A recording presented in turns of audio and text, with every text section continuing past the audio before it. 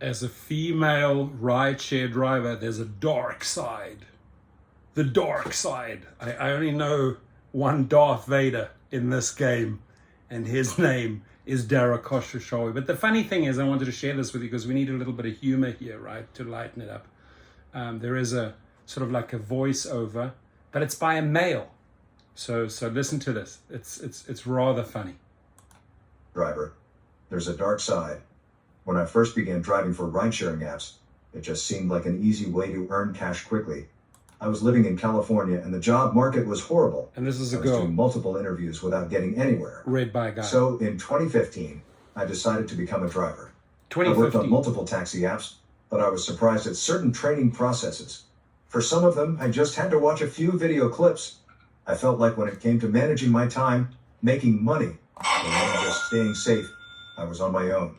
As a woman who's all of 5 feet 4 inches, it wasn't as though I failed to consider the safety risks. I knew I would be confined to a small space with total strangers, but I decided I didn't want to live in fear. So at the beginning of my driving career, I gave rides to almost anyone, male or female, and would let them sit in the front seat.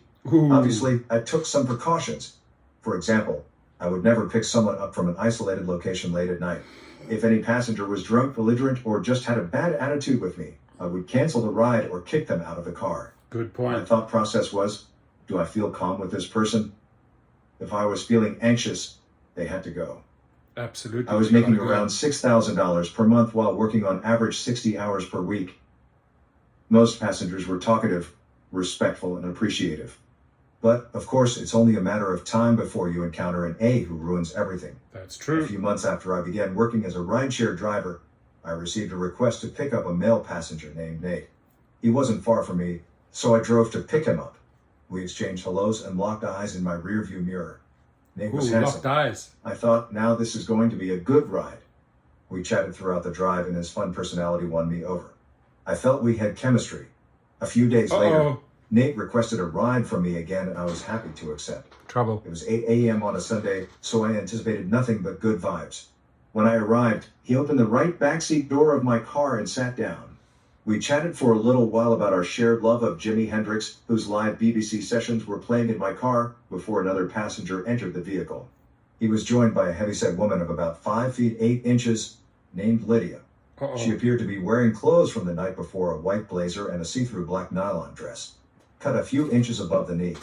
Before I even drove away from Nate's apartment, the pair of them began feverishly making out in my backseat, a stinging confirmation of how off target I'd been about our chemistry. Within a few seconds of the drive, Lydia started frantically screaming at me. She was shouting incessantly, telling me, turn around. You have to make a U-turn. You're going the wrong way. Despite Nate telling her I was going the right way, Lydia seemed to have no sense of direction or memory and kept insisting I was not taking her to the right address. I suspect she may have been under the influence of something. The hysterical outbursts were relentless and her decibels drowned out Jimi Hendrix's genius. She repeatedly yelled at me to turn around and threatened to jump out of my moving car, which I almost wish she had. Once I arrived at Lydia's address, she started screaming once again, adamantly refusing to leave the vehicle because she was convinced I had taken her somewhere other than her home. I looked back at Nate, who appeared deeply embarrassed.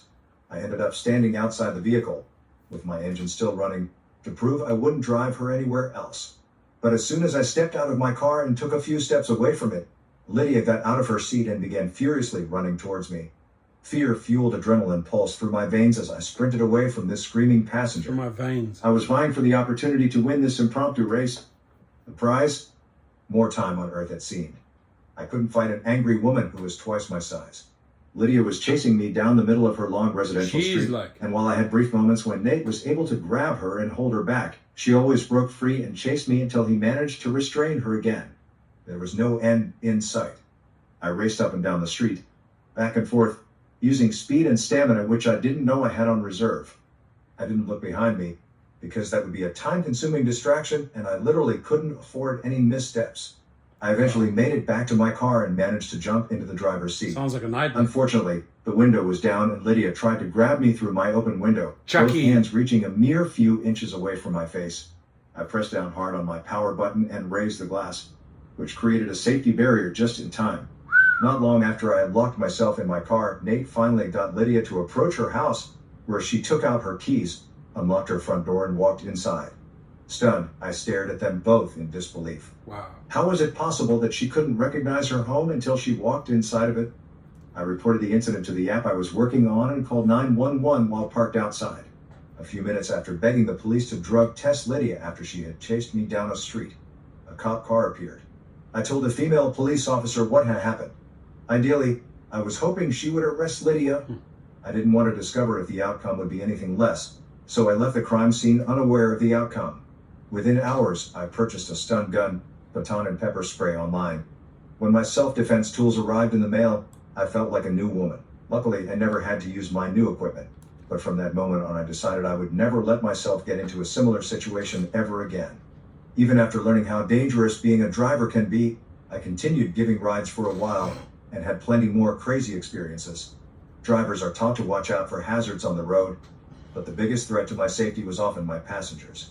I've had a stripper who appeared to be doing drugs in my backseat, someone I suspected was making lean, a recreational beverage containing codeine, and even someone who tried to use my vehicle as a getaway car after robbing an alcohol store. Jeez. Customers would hit on me. Once I was even physically harassed by a drunk passenger. Many female passengers would tell me they felt safe with me, though there were some customers who made it clear they thought I was the help. They would fake a phone call or just not engage when I tried to speak to them. But despite all the wild passenger behavior, what made me quit were the frivolous and false complaints some passengers would make, possibly to receive free rides from the apps. When you're a driver, I believe you have to be an actor. Many passengers want you to act like a best friend, like you care about their story, conversation, and questions. I feel you have to perform all the time, be intuitive, and realize when people do or don't want to speak. It's a guessing game. You truly never know what you are going to encounter. Joy Alicia is a freelance writer and stand-up comic who lives in Portland. You can follow her on Twitter or Instagram at The Joy Alley. Follow her. Great piece. Only little problem with this was it a male voice telling a female story, which is rather confusing. And but it gives you a little bit of a glimpse of what happens in a female driver's life and a male driver's life. But I'd say that female drivers are confronted with more issues. So it gets rather crazy out there. You take care of yourself. I own 2 of these, right? One in the house, one in the car. So, you know, it's my attitude is it's my life over theirs. You know, you come into my property, my car or my house and want to perform shenanigans, you'll pay the price, right? I grew up in South Africa. It was the wild, wild west. You've got to take care of yourself. So you may not want to have a gun. You may be anti-guns, but whatever it takes to keep you safe, you the female driver or you the male driver, right? You need to feel safe in this job. Going in there without a dash cam, without mace, without any protection, I would advise strongly against it. If you do get into some sort of accident or that, contact legalrideshare.com. If you do get deactivated by the job, like the lady, actually a guy, go to Gig Rocket, right? We have a reactivation course which takes about 21 days. Great success. So thank you for listening. A little bit of humor, a little bit of seriousness in there, and I'm sure you're eager to get back out there and make money. I appreciate you all. You guys rock. Have a fantastic week.